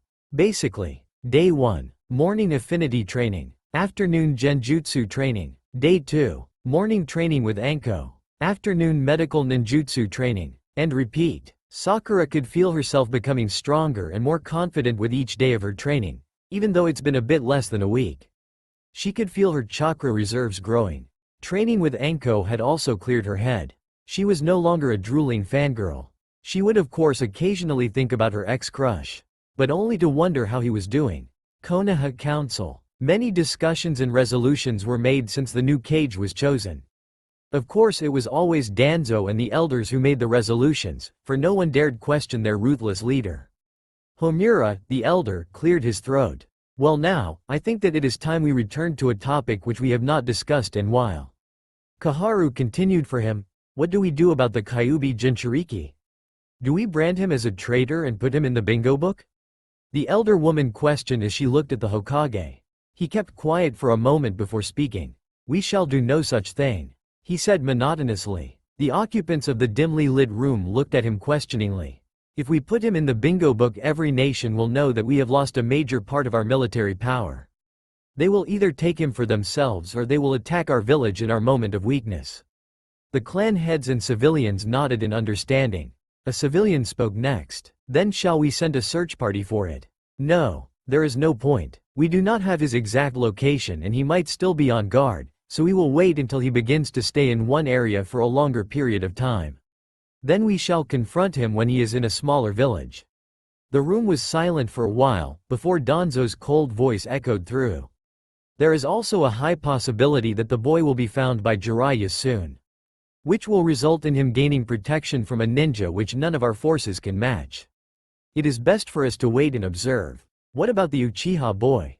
Yet another civilian. Danzo looked at the man. The boy is blinded by his hatred for his brother. He will do anything to destroy Itachi and we will use that to our advantage. He chuckled darkly. His second goal is to revive his clan, which is good for our village. With the way that the Kunoichi are training right now, the heirs which he will produce will strengthen our forces to levels that we couldn't have hoped for before. He thought for a moment. Once we have achieved that power, we can conquer the other nations of the main continent, including Mizu no Kuni. Then we can move to the nations of the sea and ocean. Konoha shall be the strongest and most prosperous village. As the old war hawk finished his speech, he already sounded victorious. The civilians all stood from their seats and applauded Danzo for his genius, whereas the clan heads clapped, looking less than impressed. Then a civilian suddenly asked, what if he wishes for a kunoichi outside our village? Even better, Danzo said. The strength of our forces is rising steadily, we will soon be able to attack other villages. If the boy wishes for a stronger woman to bear his heirs, it is even better for our village. Somewhere with Jiraiya. Jiraiya had just arrived at the gates of Tanzaku-gai. He had thought that that would be where his old-time teammate would be. That and he had to meet up with one of his spies. He made his way through the bustling streets of the city. People who recognized him stepped aside and made way for him to move through. Some though were in too much of a hurry or just plain ignorant and he was forced to dodge and avoid colliding with them. He saw a semi-new bar on the side of the street and quickly entered, knowing that it was his destination. He sat on a stool by the counter and asked for some sake. The sage didn't have to sit around for long before a brunette woman came to sit by him. Her blue eyes stood out from her waist-length hair and went well with her gently tanned skin. He looked at her for a moment before speaking. What is a candy like you doing in a place like this? He said flirtatiously. She looked at him with a smile. I wouldn't be here if I wasn't looking for something. Would you appreciate a little chat here? Is this a place for a chit-chat? As soon as she uttered those words, he stood up and paid for his sake. The two swiftly exited the bar and disappeared in a puff of smoke, reappearing in a hotel room which probably belonged to the woman. They sat down at the table. What have you got? What do you need? You know, Kasumi. Once we are out of earshot you don't have to answer with the questions. Jiraiya chuckled. Yeah, I know, but I think it sounds cool. Now seriously. I understand that you are looking for Tsunade. How did you know? He raised an eyebrow. Kasumi only smiled. You have this look on your face whenever you think about her. Why are you looking for her though? My student ran away and found a slight chakra trail heading this way, about a week ago. I was thinking that maybe she has seen him. Okay, so, Tsunade just left a week ago. She was in a general direction heading to Lightning. I tracked her chakra a few miles outside the village. They stopped to pick up a third chakra source. That's all I have. Thank you. Anytime. With that he was of Takiminari no Kuni. With Naruto. They had entered Lightning Country about 2 hours ago. They were now nearing the mountains. Tsunade judged the distance and assumed that they were approximately 1 kilometer from Lightning Pass. We should stop here. It's almost sunset. There doesn't seem to be a lot of animals in the forest near the mountain, so we should eat some of the rations and set up a couple of tents. Shizune you'll share with me and Naruto you'll share with Tun Tun. Why me? He muttered. Because you are a boy and even if you were a girl I wouldn't let you share with either of us. No matter how much he kept bugging her on why that is, she wouldn't answer. Tsunade simply ate her food and entered her tent. They didn't bother making a campfire, seeing as the night was warm enough for them to sleep without blankets even. At sunrise as Naruto exited his tent he saw Tsunade sitting on a tree branch near her tent. Are you okay, Ba-chan? Just thinking, she said as she watched him jump on the branch and sit down. What about? What if maybe lightning just isn't your strong element? Huh? I mean, you know how some people can have a few elements and yet can only do 1 or 2 jutsu with a certain element. For you that element is lightning. You have already tried most of the jutsu in that scroll and haven't succeeded, only with 2 or 3 out of a lot more. He looked down at the ground for a moment before, looking back at her. What do you suggest I do? I think you should first master your chakra control, then your best element, which I presume is wind. Then water and finally lightning. While you travel you can look for a way to combine your elements. I was also thinking that when we get to Kumo we could ask the Reikage to allow your fellow Jinchuriki to teach you how to control Q Kurama's chakra. Tsunade looked at the blonde teen to see what he thought of plan. It was really just the best course of action. Yeah, I think that's also the best thing to do, but this chakra control thing is haunting me wherever I go. He grumbled the last part. Well, you have large reserves and add Kurama's chakra. You're bound to need more control training. Yeah. Oh and, good morning. Tsunade chuckled. Good morning. Naruto cast his gaze over the camp and noticed that Tsunade and Shizune's tent was already packed up, but Shizune wasn't here. Tsunade later told him that she went to gather more herbs for new medicines and poisons. When Shizune came back, she was also carrying some fruits and berries. That was their breakfast, which they shared with Tun Tun after they woke the little pig up. Camp was packed up in record time and the trio, plus Tun Tun, headed off to Kumo. Somewhere in the Kumo mountain forest. Oi, retard, I can sense something weird. Gyuki, must you be so nasty? Yeah, a rather tall man, with a mustache, beard and blonde, slicked back hair and dark skin wrapped rather lamely. His goggle-like sunglasses caught the light of the sun making him look cool. Whatever, there is another Jinchuriki headed towards the mountain. How'd ya know? That's a long way away, bro. Are you saying you doubt my powers, you demented ape? No, bro. I'm just saying that we're over here and they're on the other side of the mountain barrier. Rapped the man. That did not even rhyme. The great eight-tailed sweat dropped. Whatever. B. A second, womanly voice called out to the man now known as B. A woman in her mid-20s ran up to the man who appeared to be in his early 30s. Her long blonde hair was wrapped in bandages and reached her hips. Her purple shirt and black pants stuck rather well to her body and emphasized her slim body and well-positioned curves. Nibi says that she could feel another Jinchuriki coming towards the village. B turned to look at her. So does Gyuki. Says they're comin' from somewhere northwest IE. That didn't rhyme B. The girl said. Yugito, must you be so mean, yo. So should we tell Reikage-sama about the Jinchuriki? Wait, do we even know which Biju it is? Nibi had said that she couldn't really tell, since the Biju's chakra wasn't really raging like a recently sealed demon's. That meant that the person either had control over the chakra or they were friends with their Biju. We will see when they arrive. Now B's gotta go catch some Z's in the hive. Yugito stared at his retreating back. Why is he so desperate to find a rhyme? That's all for now. If you want to see next part, then please like this video and subscribe my channel. Thank you.